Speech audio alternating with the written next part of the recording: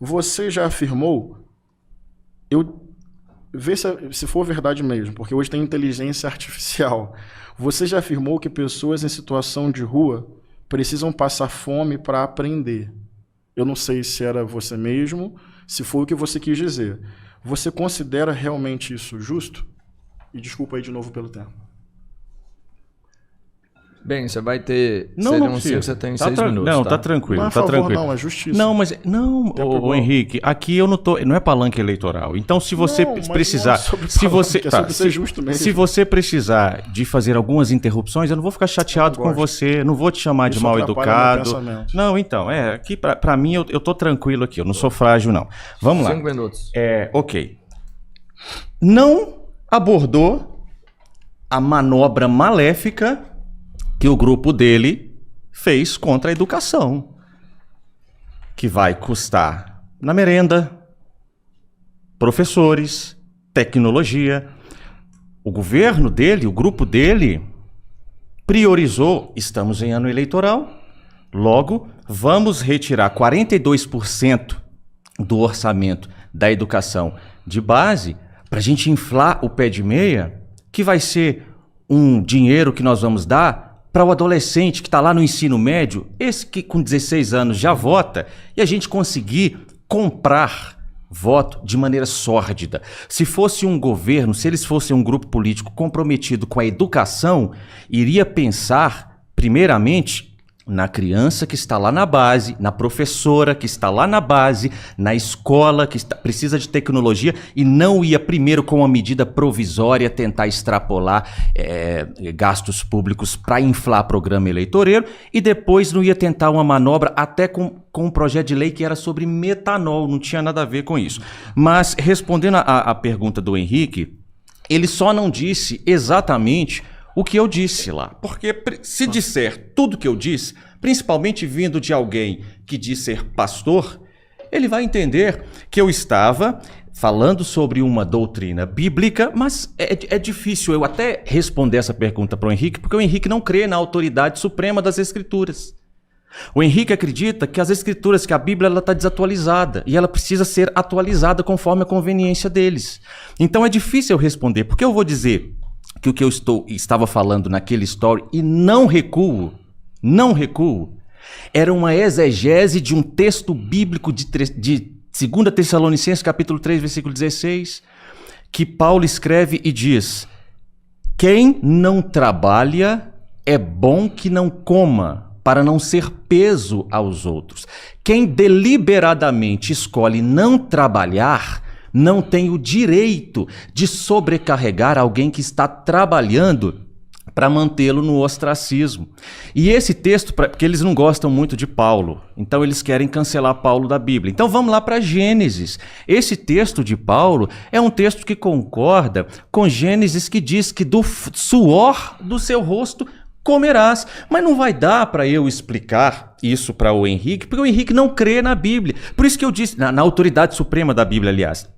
Ele crê que a Bíblia está desatualizada, então precisa atualizar conforme as próprias conveniências. Henrique, eu não retiro o que eu disse. Mais do que incentivar que as pessoas fiquem nas ruas, nós devemos incentivar que elas saiam das ruas. E a forma mais eficaz de retirar qualquer ser humano da condição de extrema miséria. Eu não desejo que ninguém more na rua. Morar na rua deve ser muito ruim. E por isso, então, que eu desejo que as pessoas trabalhem e elas conseguirão sair das ruas. Porque nós estamos em uma sociedade que você precisa pagar o seu aluguel, você precisa comprar a sua casa. Então, vocês incentivam as pessoas a, então, permanecerem nas ruas. Porque se vocês não fomentam o trabalho... E aí eu vou falar sobre a cidade de São Paulo. A cidade de São Paulo tem um programa que chama POT, que é Programa de Operação de Trabalho, algo assim, POT. Oferece vagas de trabalho e uma bolsa de mais de R$1.000, eu acho que até um salário, para pessoas em situação de rua que queiram trabalhar. Eles vão? Sobram vagas, porque não querem. Muitos estão naquela condição, sim, porque não querem o trabalho.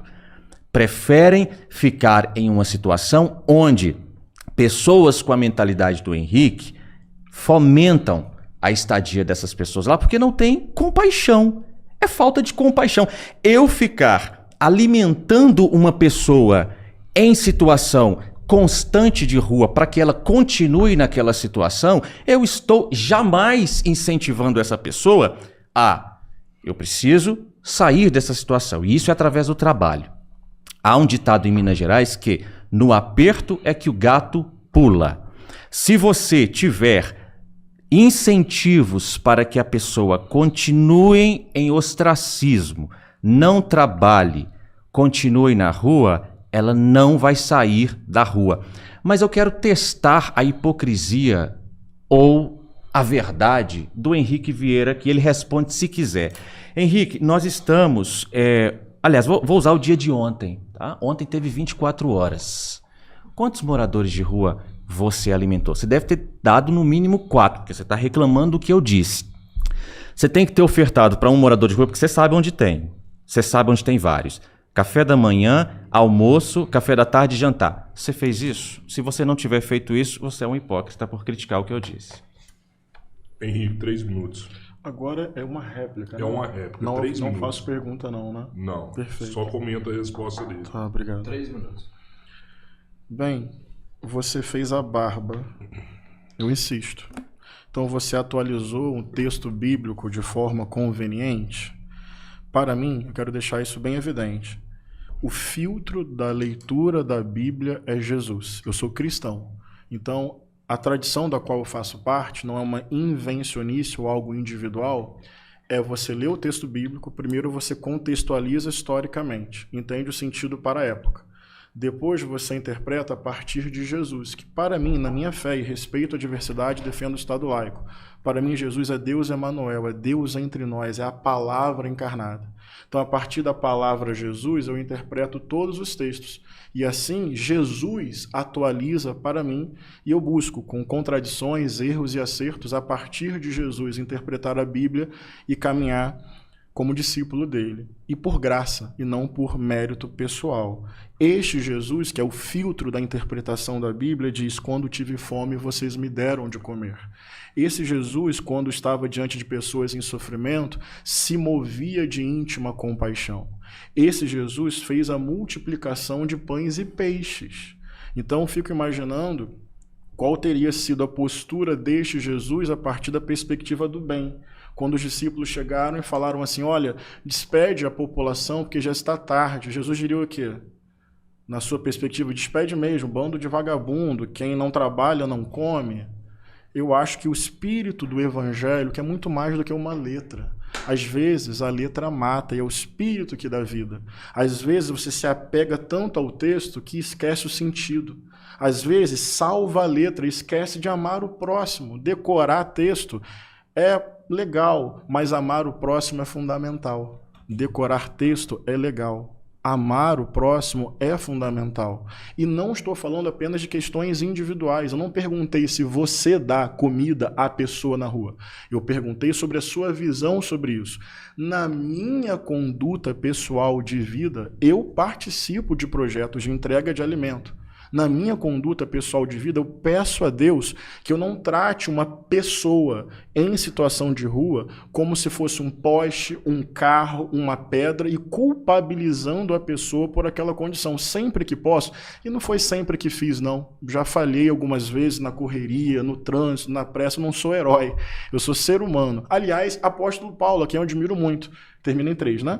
O bem que quero, às vezes não faço, o mal que reprovo, acabo fazendo, carrego as minhas contradições. Mas eu procuro sempre olhar para essas pessoas, tratá-las como pessoas. Mas, sobretudo, política pública, de justiça social, de renda, de moradia, saídas coletivas, porque eu acho que essas pessoas, num país tão desigual, precisam de oportunidades e proteção social para que possam sair da condição de extrema vulnerabilidade. Bem, sua pergunta, 2 minutos. Henrique, além de herege, eu digo que você é desonesto teologicamente. Os textos que você citou, vamos lá, eu vou respondê-los todos. Eu fiz a barba, sim. Por que eu fiz a barba? Porque está escrito nas Escrituras que o fim da lei é Cristo. E lá no seminário, eu sei que você aprendeu isso. Por conveniência política, você agora está pregando outro evangelho que não é evangelho. Isso é anátema o que você está falando. Mas eu fiz porque o fim da lei é Cristo. Cristo cumpriu os ritos levíticos. Então, hoje, eu não preciso manter a barba, assim como a minha mulher, se estiver no período menstrual, não precisa ficar fora da comunidade. O que eu estou dizendo acerca de trabalho não é da lei do Levítico, né? Eu estou falando sobre um princípio teológico repetido por Paulo e dito em Gênesis. E você sabe disso, eu sei que você sabe, você só está por conveniência política falando essas coisas aí. Você cita o outro texto, que Jesus, na perspectiva do bem, quando falaram sobre a multiplicação dos peixes, ele falaria, vá trabalhar, desonesto teologicamente. Você sabe o que aconteceu depois? Você sabe, Henrique. Você sabe que em João capítulo 6, na continuidade deste evento, as pessoas que receberam o pão no dia anterior estavam lá para pão de novo e Jesus disse para elas assim, vocês estão aqui só por causa do pão. Vocês não querem ouvir a mim e as despediu. Ou seja, claro, uma vez, eu acho sim, devemos alimentar uma pessoa em situação de rua ou qualquer outra, incentivá-la a permanecer naquele estado. Jesus fez a mesma coisa que eu estou fazendo. João capítulo 6, e você sabe disso. Você não sei por que você está... Eu sei por que você está negando isso.